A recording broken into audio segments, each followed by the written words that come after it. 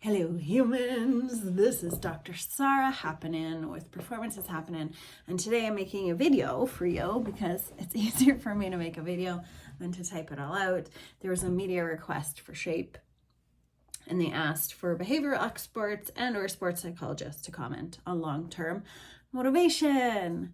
I did my master's and my PhD in sports and exercise psychology, and I wrote my master's dissertation and my PhD dissertation on motivation. So I feel like I can give some insight. And I work daily with people on helping them live a happier, healthier life, coming up with new health, wellness, fitness goals, and a lot of that has to do with motivation. Okay, here's the thing. Motivation does not last. I actually just did a live in my Facebook group and I drew out this little circle, this little thing. So I'll show you too. First, you have to take action. Okay, so motivation is very fleeting, and when you feel some motivation, it's great to take action then at that point. Okay, consistency, taking consistent action towards your goal is going to get you there. Motivation does not last. Coming from the motivation expert. Okay, this is action. I know it's hard to see. Then you're going to go this way. You got motivation, and then you go this way. Results. Then you take more action to get more motivation to get more results. Okay, results and motivation can totally be flipped, but it doesn't. Life change, more physical activity, getting healthier does not start. It might start with like a tiny hint of motivation, but it's taking action and it's being consistent. It's being consistent and taking more action and then doing that over and over and over again, and then you get results. Like, I didn't almost go to the Olympics. Quick background story. I found out 12 days before the opening ceremonies of the Beijing Olympics. I was ranked 30th in the world. They were supposed to take 34. They took 29. I was the very first person not to go. Like, you better betcha I was not motivated all the time to go practice, to train, to eat well, to lift weights, but you got to just do it anyways because motivation doesn't last. Okay, I'm going to read what else we need. I'm looking for behavioral experts and our sports psychologists and our related professionals to comment on how to maintain long-term motivation when working on health and fitness goals. A huge part of this, I just did a training on this, is to know your why. Okay? Your why has to be something that's so intrinsic to you so that in a situation when, let's say you're at work and someone brings donuts in, or you don't feel like doing a workout and you want to skip it, and normally you're going to self-sabotage and skip it. If you know your deep why, then it's going to last. So there's an exercise you can do, and you need to physically grab a pen and paper. Okay, you can't type this out. We make different neurological connections in our brains when we use a pen to paper. Okay, so you're going to write it out. Your why. Why do you want to get healthy? Why do you want to reach your health and fitness goals? Let's say, for instance, it's to fit in a pair of pants. Write that down.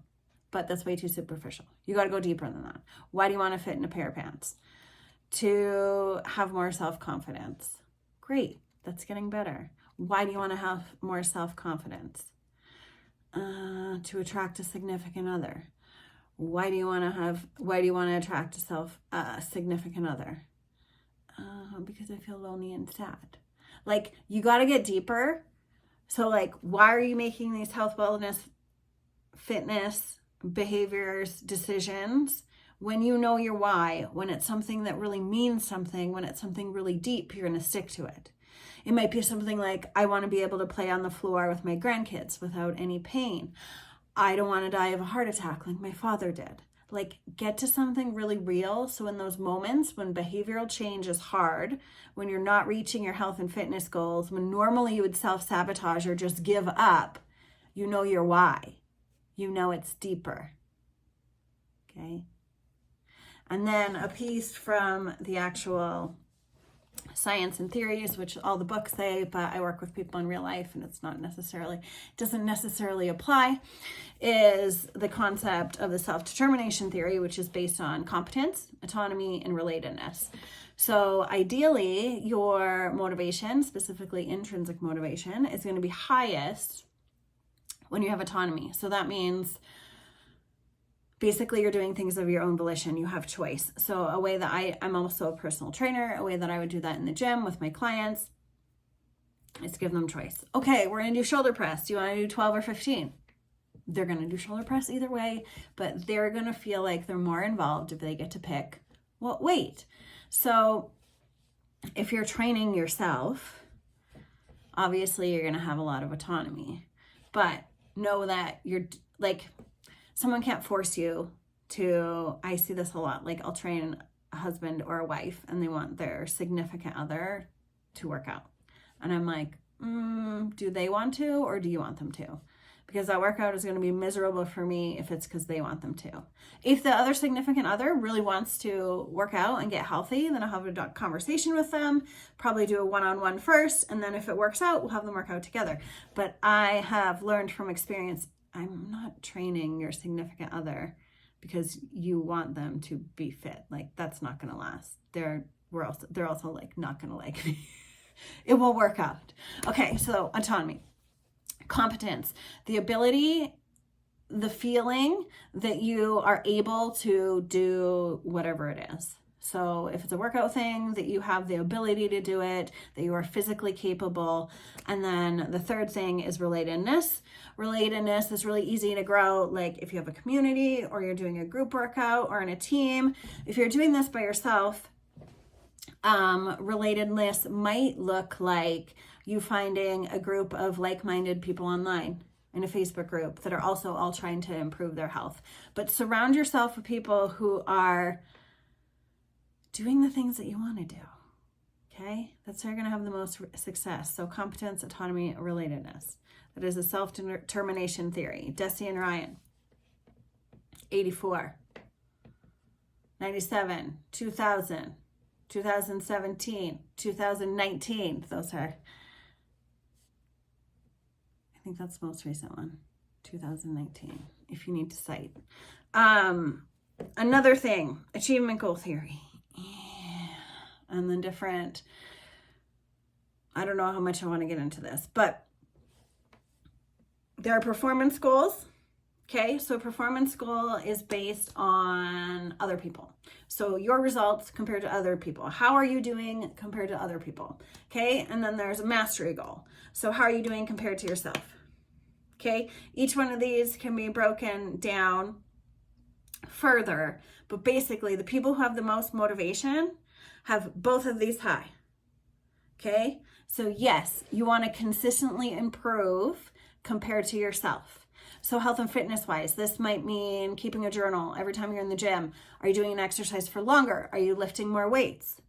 Okay, so because going back to my Olympics, I did the best that I could ever do, but it was out of my hands. So that performance goal, like I could have the best performance of my life and someone can still do better. I can't control that.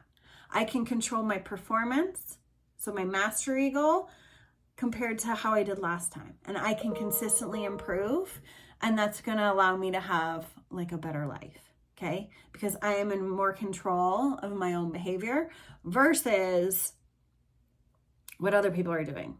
How my time compares, if it's like a speed thing, like a race thing, how my time compares to other people.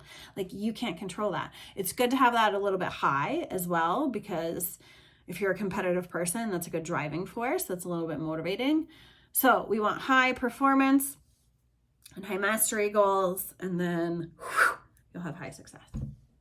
Okay, but going back, literally the most important thing is taking action when you don't want to do it anyways. If it's a health and wellness goal, fitness, like know your why.